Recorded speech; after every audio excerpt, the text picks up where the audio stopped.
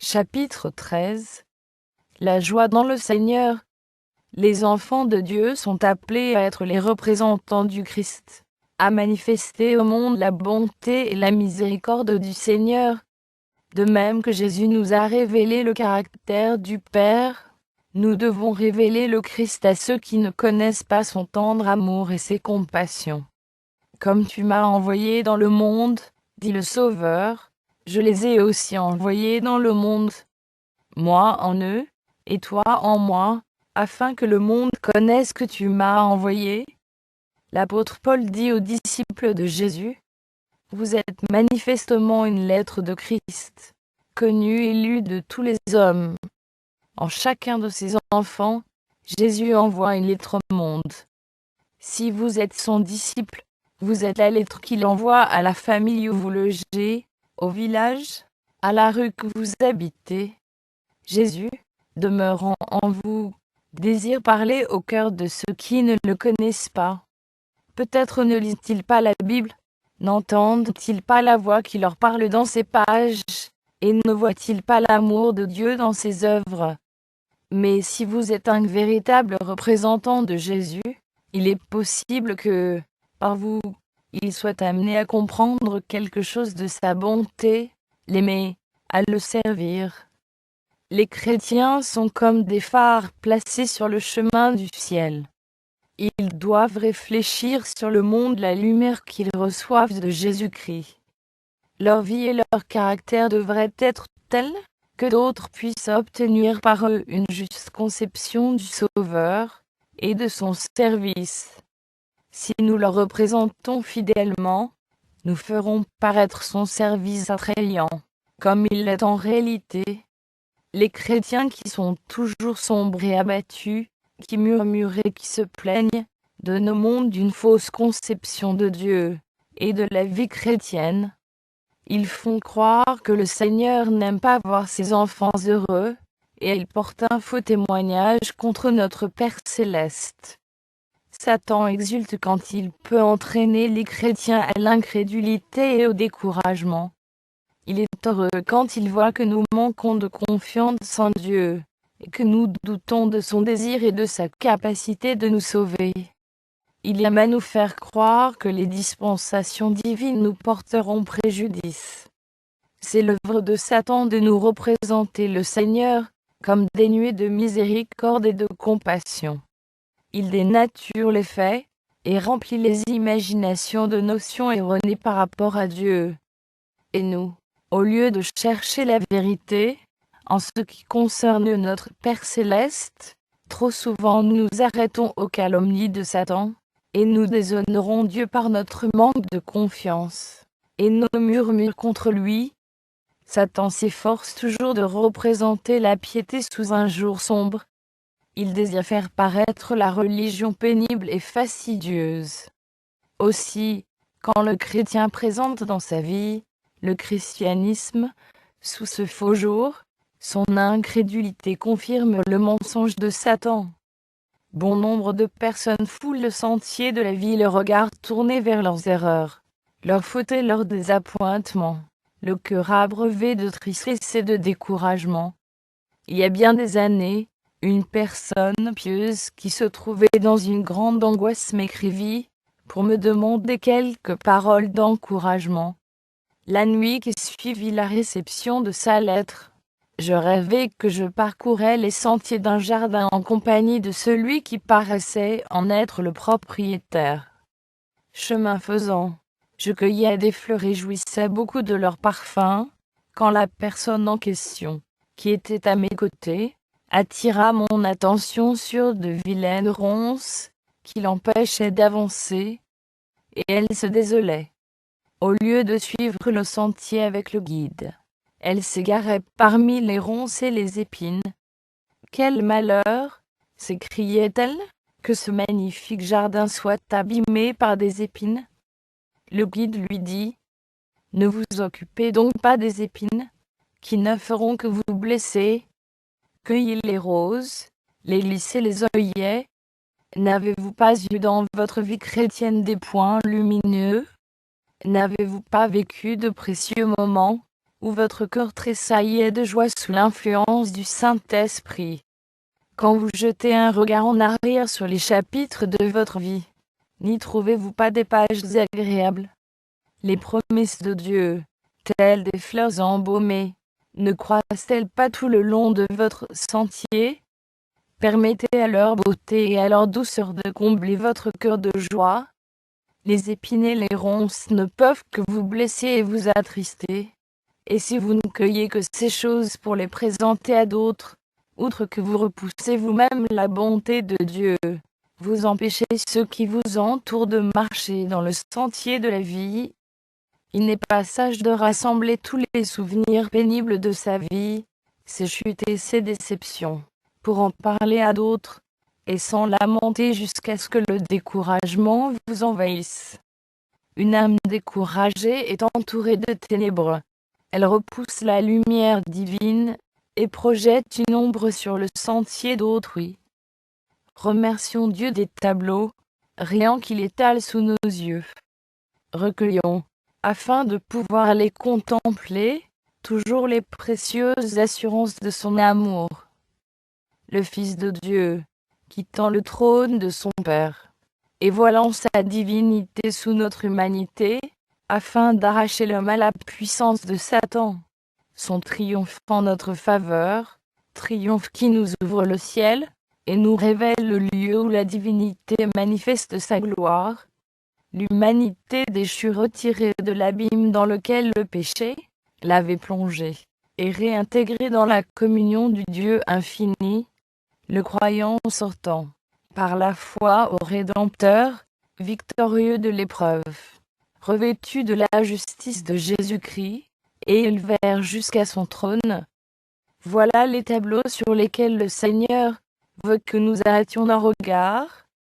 Quand on semble douter de l'amour de Dieu et manquer de confiance en ses promesses, on le déshonore et on contriste le Saint-Esprit, qui éprouverait une mère dont les enfants se plaindraient constamment d'elle, alors qu'elle ne désire que leur bien, et que le but constant de sa vie est de veiller sur leurs intérêts et d'assurer leur bonheur.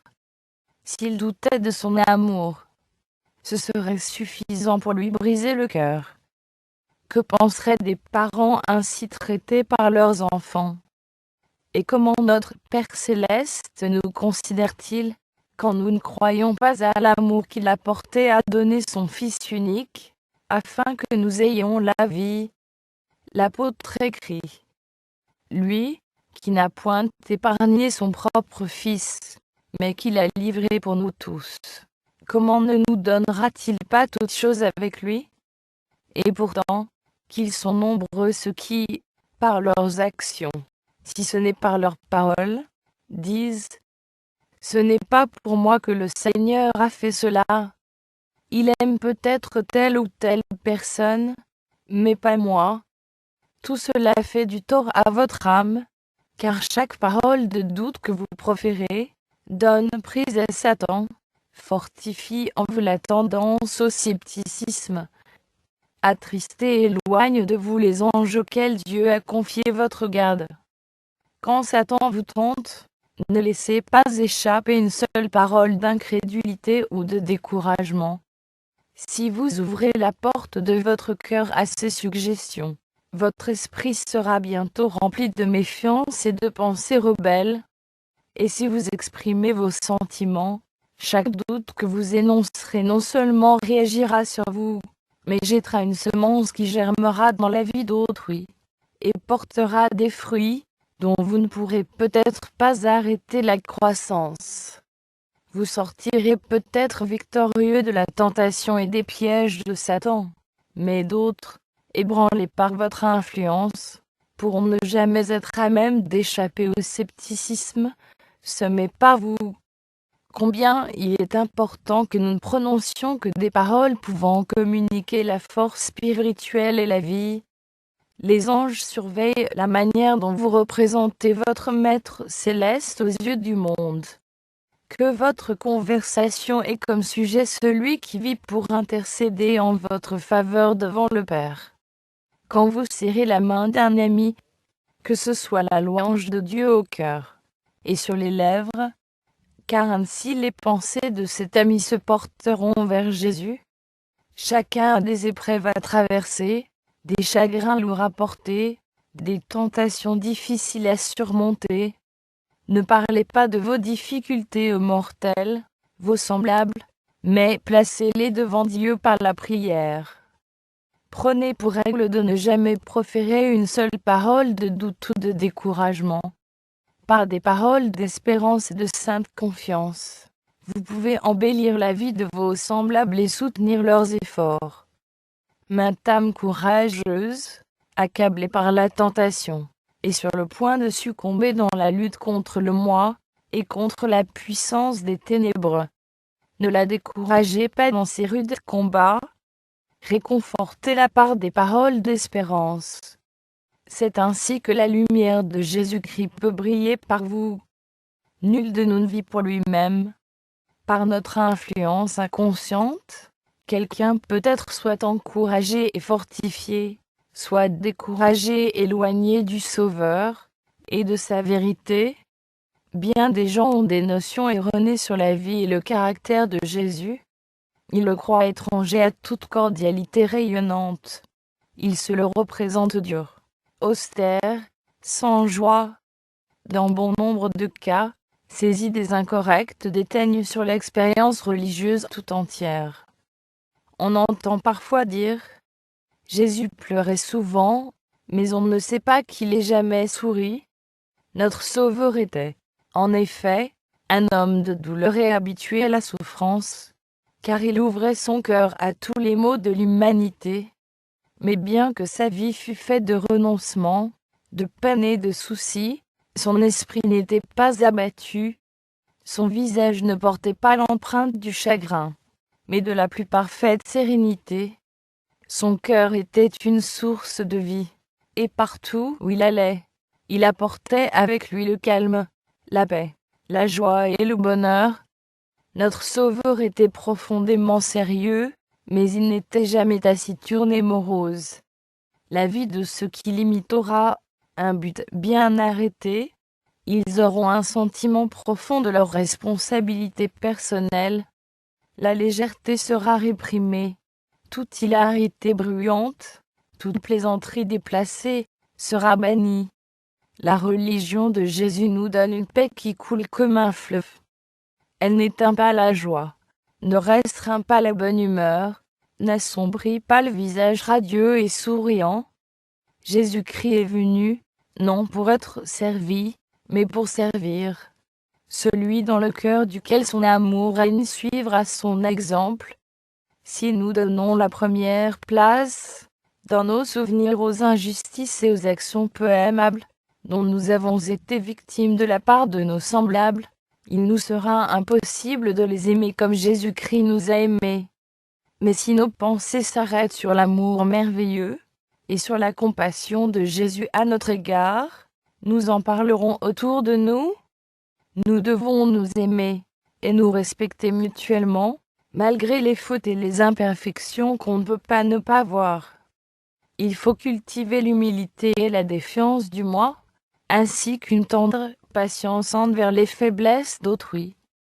Cela extirpera tout égoïsme étroit, et nous rendra magnanimes et généreux. Le psalmiste dit « Confie-toi en l'Éternel, et pratique le bien. Aie le pays pour demeure, et la fidélité pour pâture. Confie-toi en l'Éternel. » Chaque jour nous apporte ses épreuves, ses soucis et ses perplexités. Et combien nous sommes enclins, quand nous rencontrons nos amis, à les entretenir de nos difficultés et de nos épreuves. Nous traînons avec nous tant d'ennuis et emprunts. Nous exprimons tant de sujets de crainte, nous portons un tel poids de soucis et d'anxiété, que ceux qui nous entendent pourraient supposer que nous n'avons pas un Sauveur aimant et compatissant, prêt à entendre nos requêtes, et à nous secourir au moment du besoin. Il est des personnes qui vivent de crainte et d'appréhension. Chaque jour elles sont entourées des preuves de l'amour de Dieu. Chaque jour elles jouissent des largesses de sa providence, mais elles ne voient pas les bénédictions présentes. Leurs pensées se portent continuellement sur quelque chose de désagréable, qu'elles craignent pour l'avenir, ou sur de légères contrariétés, que leur imagination grossit à un tel point, que les nombreux sujets de gratitude sont éclipsés. Les difficultés qu'elles rencontrent, au lieu de les pousser vers Dieu, l'unique rocher de leur secours, les séparent de lui, parce qu'elles éveillent l'incertitude et la disposition au murmure. Faisons-nous bien d'être ainsi incrédules? Pourquoi serions-nous ingrats et méfiants? Jésus est notre ami, le ciel tout entier s'intéresse à notre bien. Il ne faut pas permettre aux préoccupations et aux tracas de la vie de chaque jour de nous énerver, et d'assombrir nos fronts. Si nous le faisons, nous aurons toujours quelque chose pour nous tourmenter. Il ne faut pas se livrer à de stériles soucis qui épuisent sans profit. Vos affaires peuvent vous causer de l'anxiété, vos perspectives devenir de plus en plus sombres, et vous pouvez être menacé de faire de grandes pertes. Mais ne vous laissez pas aller au découragement. Confiez tous vos soucis à Dieu, et demeurez calme et joyeux. Demandez au ciel la sagesse nécessaire pour diriger judicieusement vos affaires, afin d'éviter des pertes désastreuses. De votre côté, faites tout ce qui dépend de vous, pour mener à bien vos entreprises. Jésus nous a promis son assistance, mais non pas sans notre coopération. Quand vous avez fait tout votre possible en vous reposant sur celui qui est votre secours, acceptez avec joie ce qui peut survenir. Il n'entre pas dans les desseins de Dieu que ses enfants soient tracassés par les soucis. Par contre, notre Dieu ne nous trompe pas. Il ne nous dit pas: ne craignez point, il n'y a pas de danger sur votre route. Il sait que nous aurons des épreuves et des dangers à affronter, et il est franc avec nous. Il ne se propose pas de retirer son peuple hors d'un monde de péché et de corruption, mais il lui montre un refuge assuré. La prière du Sauveur en faveur de ses disciples était: je ne te prie pas de les ôter du monde, mais de les préserver du mal. Vous aurez des tribulations dans le monde, dit-il. Mais prenez courage, j'ai vaincu le monde. Dans son sermon sur la montagne, le Seigneur donne à ses disciples de précieux enseignements sur une nécessité de se confier en Dieu. Ces enseignements étaient destinés à encourager les chrétiens de tous les temps, et ils nous sont parvenus pour notre instruction et notre consolation. Le Sauveur attire l'attention de ses disciples sur les oiseaux du ciel qui font retentir les airs de leur chant de louange, sans se mettre en souci de leurs besoins. Ils ne sèment ni ne moissonnent, dit-il, et pourtant, leur Créateur pourvoit à leurs besoins. Le Sauveur demande: ne valez-vous pas beaucoup plus qu'eux? Le grand pourvoyeur de l'homme et des animaux ouvre sa main, et subvient aux besoins de toutes ses créatures. Les oiseaux n'échappent pas à son attention. Il ne leur jette pas la nourriture dans leur bec, mais il leur donne du grain à recueillir. À eux le soin de réunir les matériaux de leur nid, et de nourrir leurs petits. Ils se mettent au travail en chantant, parce que le Père Céleste les nourrit. Adorateur spirituel et intelligent, n'as-tu pas plus de valeur que les oiseaux? Si nous avons confiance en lui, l'auteur de notre être, le préservateur de notre vie, celui qui a mis en nous l'image divine, ne subviendra-t-il pas à nos besoins? Jésus appelait aussi l'attention de ses disciples sur les fleurs des champs qui croissent à profusion dans la beauté simple, dont le Père Céleste les a revêtus en signe de son amour envers l'homme. Il disait: considérez comment croissent les lys des champs. La perfection de ces fleurs naturelles surpasse de beaucoup la splendeur de Salomon.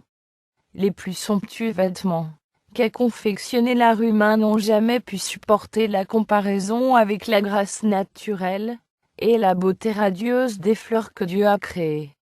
Puis il pose la question: si Dieu revêt ainsi l'herbe des champs, qui existe aujourd'hui et qui demain sera jetée au four, Ne vous vêtira-t-il pas à plus forte raison, gens de peu de foi? Si Dieu, le divin artiste, de nos simples fleurs, dont l'éclat ne dure qu'un jour, leurs nuances délicates et variées, quel soin plus grand ne prendra-t-il pas des êtres qu'il a créés à son image?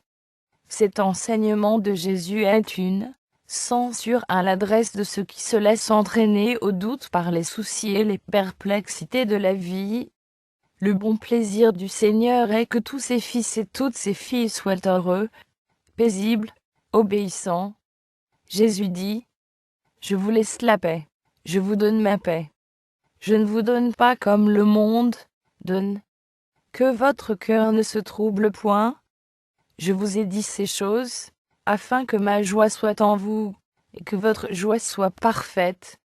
Le bonheur qu'on recherche par égoïsme, en dehors du sentier du devoir, est chancelant, intermittent et transitoire. Il passe, ne laissant à notre âme que solitude et tristesse. Mais au service de Dieu, on trouve paix et joie. Le chrétien n'est pas abandonné dans des sentiers incertains, il n'est pas livré à de vains regrets et au désappointement. Si nous ne jouissons pas des plaisirs de cette vie, nous pouvons être heureux quand même en regardant à celle qui est à venir. Mais, même ici-bas, le chrétien peut avoir la joie d'une douce communion avec le Christ, la consolation perpétuelle de sa présence. Chaque pas que nous faisons peut nous rapprocher de lui, nous donner une expérience plus profonde de son amour, et nous amener un pas plus près de l'heureux séjour de la paix. N'abandonnons donc pas notre confiance, mais qu'elle devienne plus inébranlable que jamais. Jusqu'ici l'Éternel nous a secourus, et il nous secourra jusqu'à la fin. Portons nos regards sur les monuments de la bonté divine qui nous rappelleront tout ce que le Seigneur a fait pour nous consoler et nous sauver de la main du destructeur. Souvenons-nous de toutes les compassions de Dieu à notre égard, des larmes qu'il a essuyées, des douleurs qu'il a adoucies, des angoisses qu'il a fait disparaître, des sujets de crainte qui, sur son ordre, se sont évanouis, des besoins auxquels il a pourvu, et des bénédictions qu'il a répandues sur nos têtes. Nous nous fortifierons ainsi, pour tout ce qui nous attend encore, pendant le reste de notre pèlerinage. Nous pouvons sans doute nous attendre à de nouvelles angoisses, dans le conflit qui se prépare, mais que le passé nous inspire confiance en l'avenir, et disons: Jusqu'ici l'Éternel nous a secourus, que ta vigueur dure autant que tes jours. Les épreuves n'excéderont pas les forces qui nous seront données pour les supporter. Mettons-nous donc à l'œuvre là, où le Seigneur nous a placés, et prenons courage quoi que l'avenir nous réserve. Nous recevrons des forces proportionnées aux épreuves. Bientôt les portes des cieux seront grandes ouvertes devant les enfants de Dieu, et le roi de gloire les accueillera, par ces paroles qui charmeront leurs oreilles, comme la musique la plus suave. Venez, vous qui êtes bénis de mon Père. Prenez possession du royaume qui a été préparé dès la fondation du monde. Alors les rachetés seront accueillis dans les demeures que Jésus est allé leur préparer. Ils n'auront pas pour compagnons des êtres pervers, des menteurs, des idolâtres, des impurs, des incrédules, mais ils s'uniront à ceux qui ont vaincu Satan qui, par la grâce de Dieu, ont formé des caractères parfaits. Toute tendance au péché, toute imperfection qui les affligeait si bas, aura été effacée par le sang de Jésus-Christ, et ils auront pour partage la magnificence de sa gloire, surpassant de beaucoup celle du soleil. En même temps, la beauté morale et la perfection de leur Sauveur brilleront par eux d'un éclat qui éclipsera cette splendeur extérieure. Ils seront sans tache devant le grand trône blanc, ils participeront à la dignité et aux privilèges des anges, en vue du glorieux héritage qui nous est offert. Que donnerait un homme en échange de son âme? Il peut être pauvre, et pourtant posséder en lui-même des richesses et une dignité supérieure.